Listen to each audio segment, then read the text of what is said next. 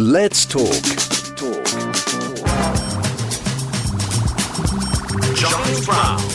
Delighted to say that our man in Catalonia, best-selling author Tim Parfitt joins us for the last time this year. Tim, good morning to you, sir.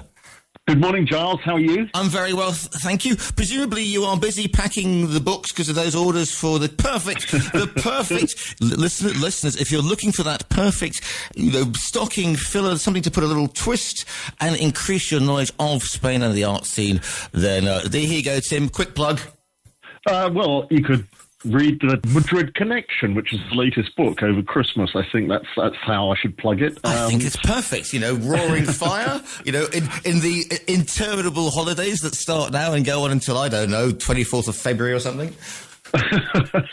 How are you spending your holidays, Charles? I will be here. I am the gift that keeps on giving at Christmas, because everybody else has got functional, conventional families.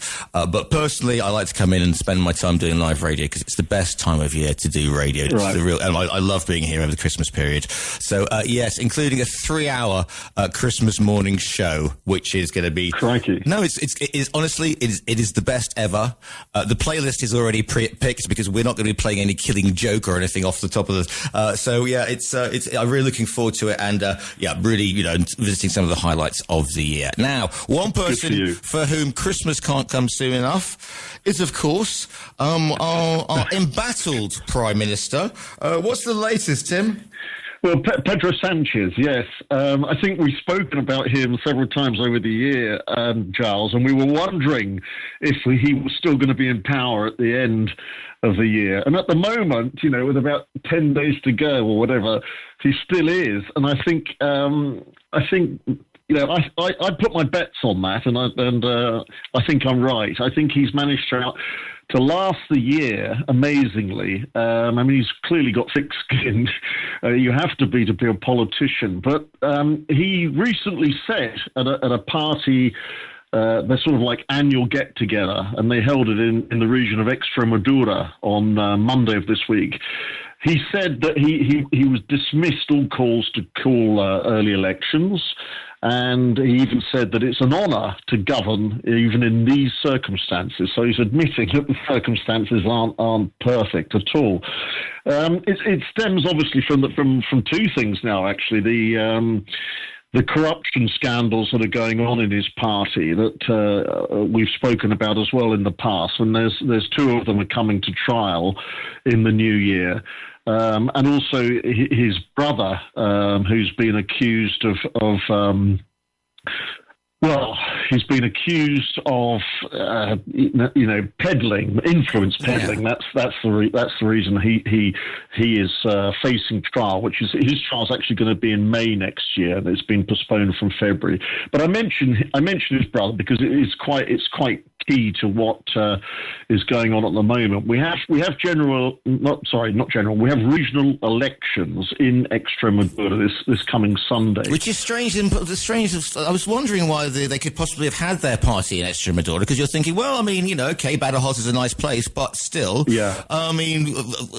What a coincidence, Tim. Well, they deliberately held their party, the Socialist Party conference for the end of the year in Extremadura, because it meant that Sanchez could also give his support to the candidate down there.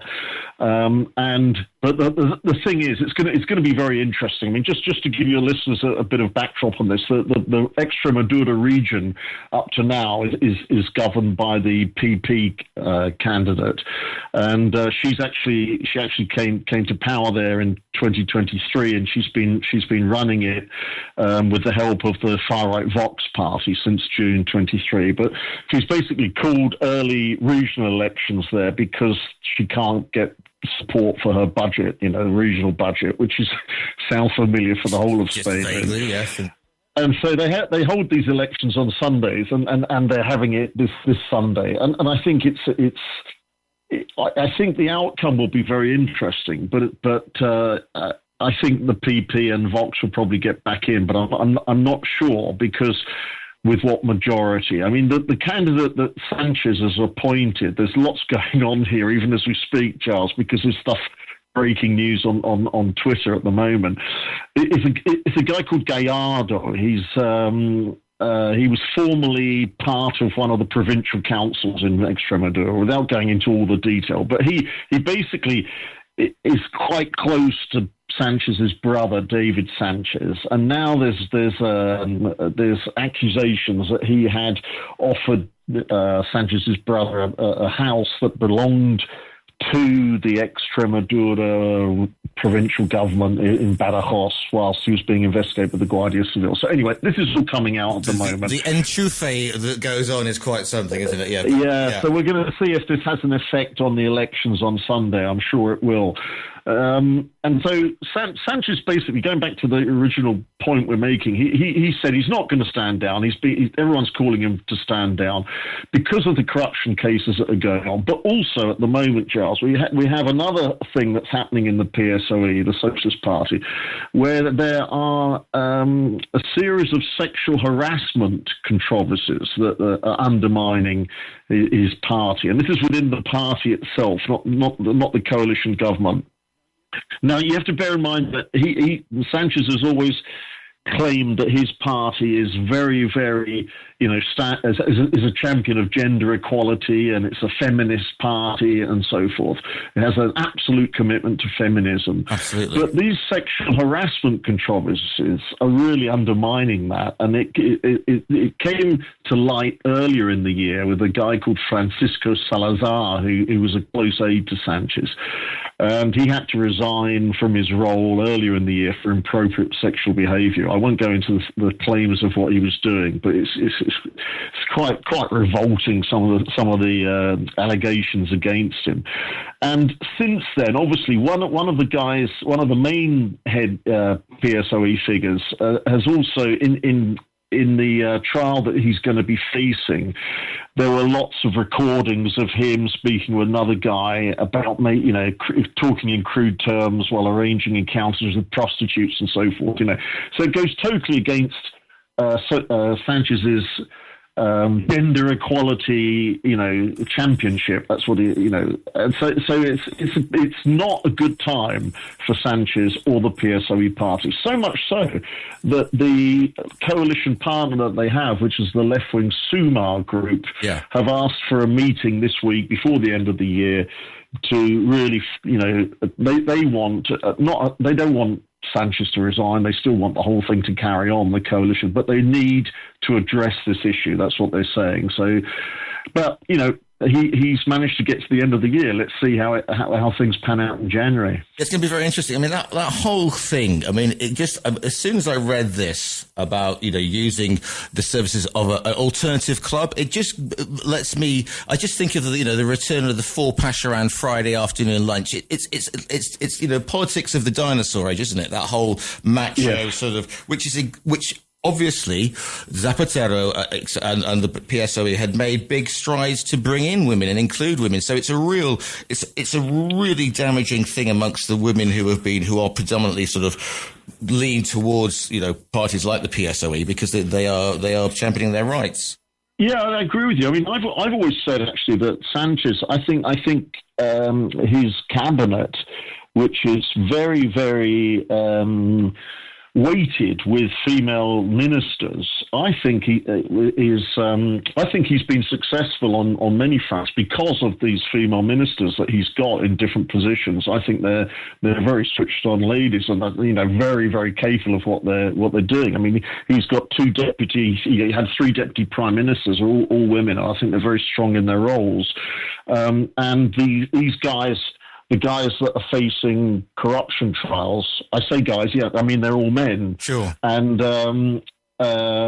so I think he needs to address this. He definitely needs to address this, and we'll just see how it pans out. I mean, as we know, his wife is under investigation as well, which doesn't help matters when you've got your brother and your wife under investigation. Oh, it's just I mean, it really. We were taking bets yesterday about will he be in power next year this time, and I actually think rather than another socialist leader, I think he's got a fair chance because he doesn't have to call until an election, until whenever it is, and also the fact that the Partido Popular, they don't have as I describe, an attack dog to crack against him unless Ayuso comes out of comes out of left. Yeah, well, I think that, there's a lot of things that Ayuso, there's a lot of things being uncovered about Ayuso and the health system in Madrid, and a thing called Madrid Network, which is an investment platform, which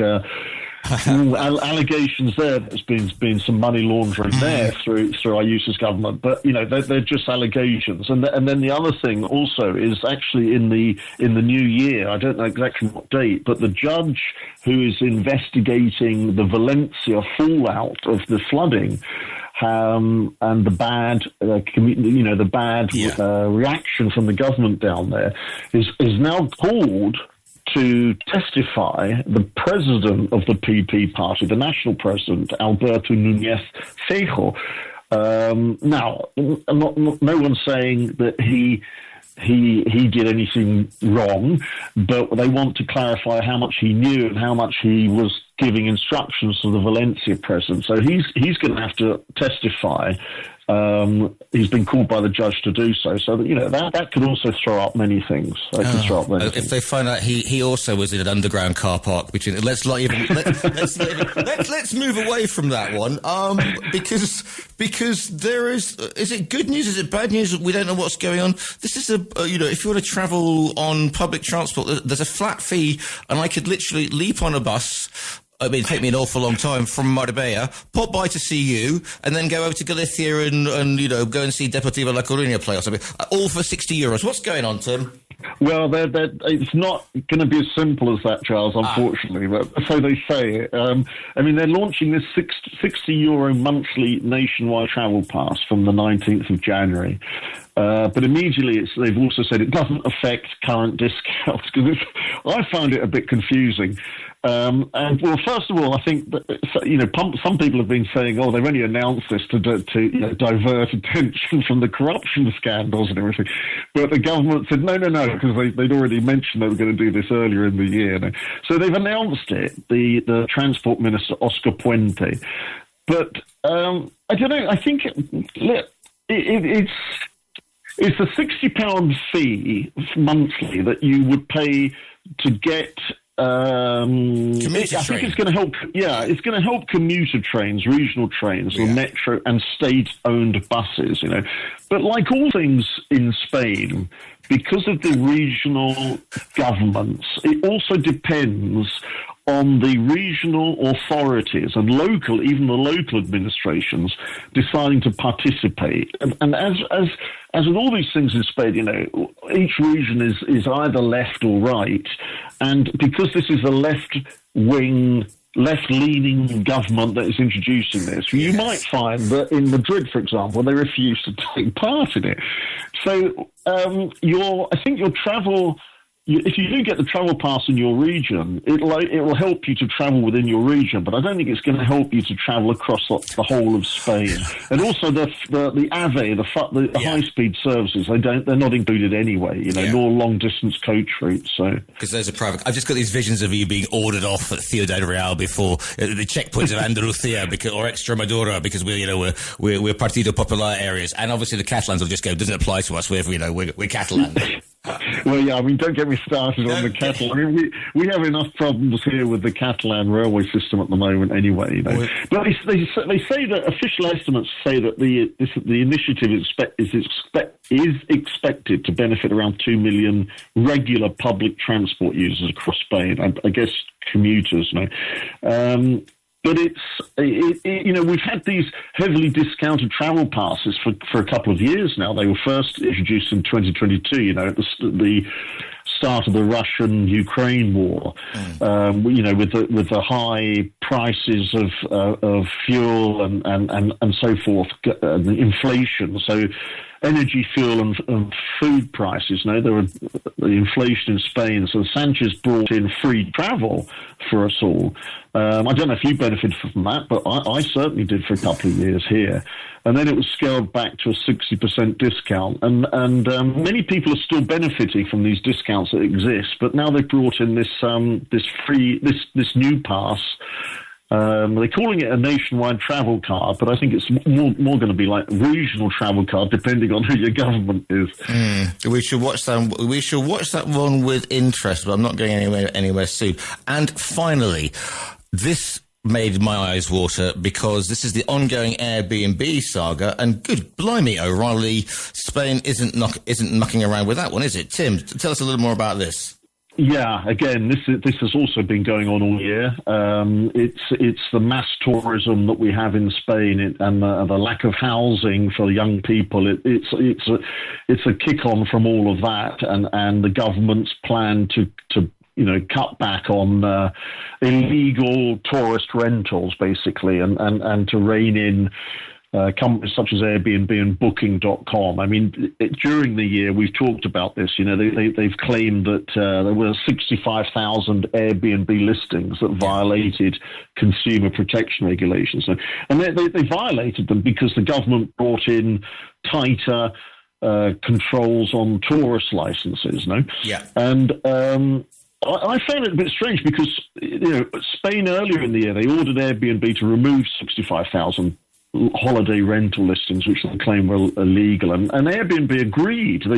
They said they were going to remove them, but now they're fining Airbnb 64 million euros for having had these rental ads. So I don't know. I don't quite understand. To be honest with you, Giles, I'm being totally honest with you. I don't understand how it's come about that they're suddenly, fining them. And I'm sure Airbnb are going to appeal against this because I understood they'd already removed the listings. Yeah.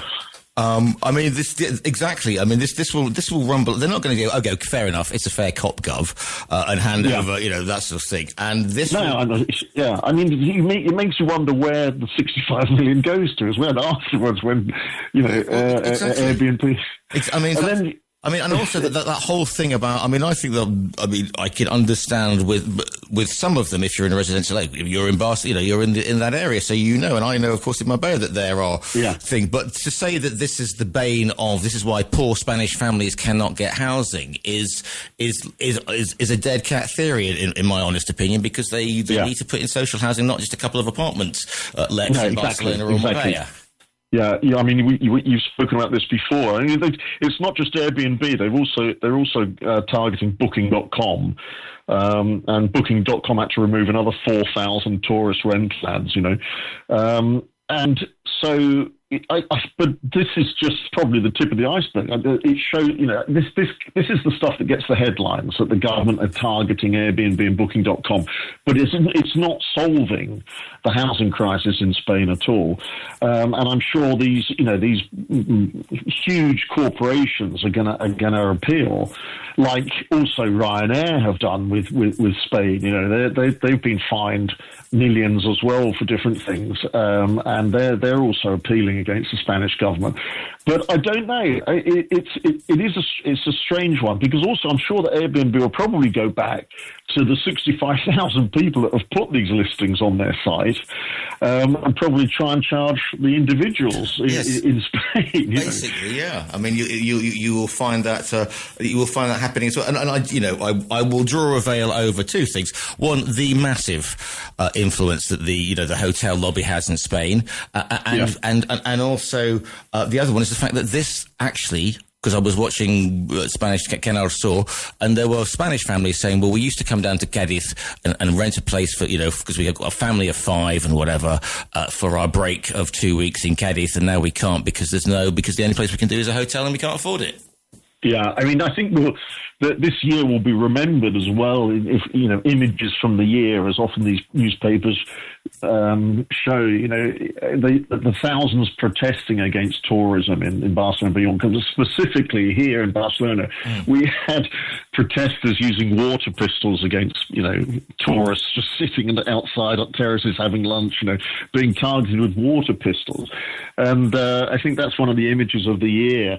And then, in Barcelona, they want to actually revoke all of the city's 10,000 tourist apartment licenses by November, by the end of 2028. Yeah, I saw that. It's a huge operation. So it then we have cruise ships. The whole tourist issue in Spain is going to be ongoing for next year as well, because I think now the figures are going to come out very soon about how many visitors we've had to Spain this year, and we could be touching 100 million. We were 82 million, I think it was last year. Spain is already the second most visited country in the world, and so. This is also something we're going to be talking about during the new year, I think. I think we should push towards sending everybody to Extremadura because they've got enough space up there. Tim, I'm going to run out of time. So what I just want to say is thank you so much for your help during the year. You provided an absolutely splendid service and pointing out some of the stories that we might miss. And for those of us who are fortunate enough to live as immigrants in Spain, you've been an unrivaled source of information, and also not a bad book writer either. If people want to catch up with what you're doing over the festives, if you're just putting, because as we said, people don't get back to business until basically after Kings, which is the 5th/6th. So where can they find sort of relative, up-to-date stuff and go to do a deep dive? The news site is SpainEnglish.com, Giles, and thank you very much for your kind words. It's been a pleasure talking to you, and look forward to doing so through the new year. And just quickly, a quick plug for the book. The book's one more time. The latest book is The Madrid Connection, and it's a sequel to The Barcelona Connection, and it involves a British art detective in Spain. It's a crime thriller with black comedy, so in development for the screen as well. Let's just sort of say that. Everything in Spain is a dark comedy with thriller episodes, especially if you're Sanchez. Tim, as always, thanks for your help, and I will speak to you in the new year. Have a great Christmas and New Year. And you, Giles. Thanks very much.